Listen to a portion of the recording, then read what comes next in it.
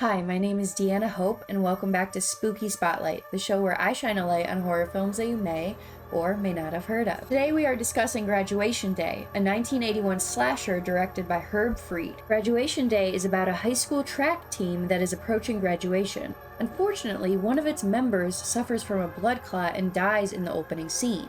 Soon after, a mysterious shadowy figure starts picking them off one by one. Laura dies right from the get-go, causing her older sister Anne, played by Patch McKenzie, to take a leave of absence from her Navy duties and come back to town to represent her sister in the graduation ceremony. That is, if she can survive that long.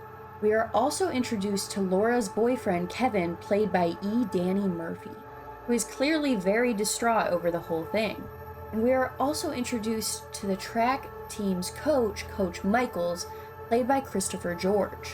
Now, unfortunately, Coach Michaels is a suspect in Laura's death.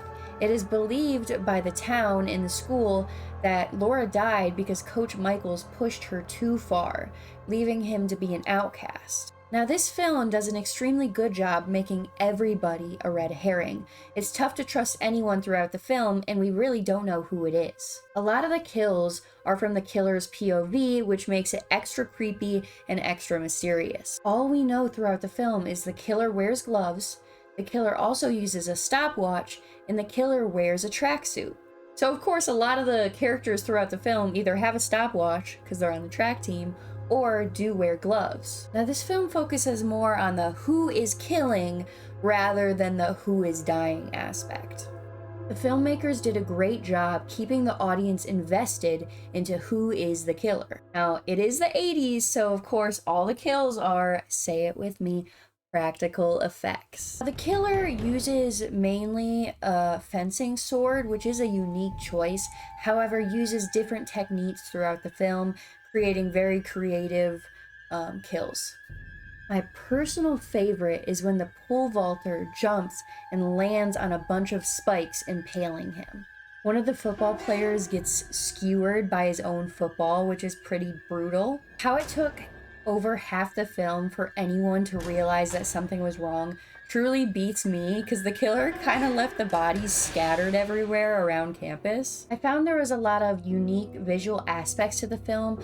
For instance, whenever there was a kill, it would flash between the body to another image, let's say like a stopwatch. But Laura, when she died in the beginning, it took her 30 seconds. So whenever the killer starts a stopwatch during a murder, he always makes sure it happens within 30 seconds to mimic the first death.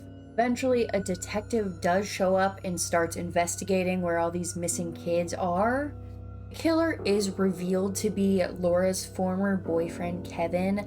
However, he not really frames, it didn't take that much effort, but the detective gets confused and ends up opening fire on Coach Michaels, so he dies unfortunately. The detective truly opened fire on Coach Michaels without asking any questions, which just adds to the chaoticness that this film portrays. I'm not saying this film is well made. The acting was lackluster. The characters really don't have much personality, except for Mr. Roberts, stay away from that creep, and the shots are sporadic. However, it is a very entertaining film, and in this case, that's all that matters. In my opinion, slashers don't need to be that deep. They can be, but they don't need to be. Overall, I love the aesthetic of this film. It feels like the 80s threw up all over it. Everyone's got massive hair. The guys are either wearing very tight pants or very short shorts. It's just overall a great look. We even get an 80s rock band moment, which pairs nicely with a chase scene that happens at the same time. In the end, after Coach Michael's death, it is revealed by Anne doing some investigating that Kevin is the killer and has been holding Laura's body. Kevin tries to kill Anne for figuring it out. However, Laura seems to come back from the grave one last time to save her sister, and then cut to credits. If you end up watching this film, which I highly recommend you do, just know going into it that you're not going to get much plot out of it, and it is more for the visuals and the fun kills.